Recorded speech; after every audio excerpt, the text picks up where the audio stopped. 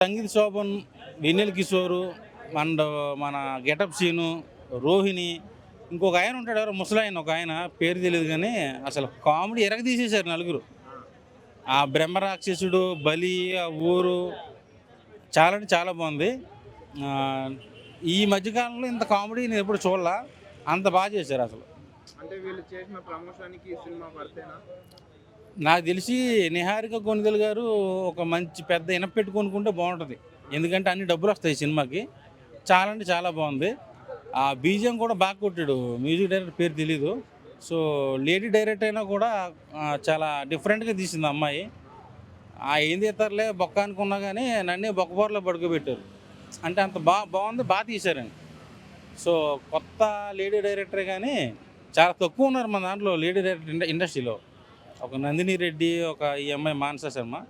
So ఒక మంచి హిట్తో వచ్చింది. ముందు ముందు ఇంకా పెద్ద సినిమాలు అంతగా కనెక్ట్ అయ్యారు. కామెడీ ఆ!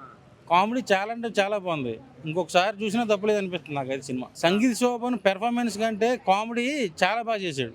అసలు మ్యాడ్ సినిమాతో పోల్చుకుంటే దీనికి త్రిబుల్ ఉంది సినిమా. సో ఒక మంచి హ్యాట్రిక్ కొట్టింది నిహారిక కొనిదెల. సంగీత్ శోభన్ కూడా మంచి కంబ్యాక్ మూవీ. ఎంత రేటింగ్ ఇస్తారు? నేను 5కి 3.5 ఇస్తాను రాకాస మూవీకి. చాలా అంటే చాలా బాగుంది. ఆ కామెడీ అయితే పడి పడి నవ్వుకున్నాను నేను థియేటర్లో.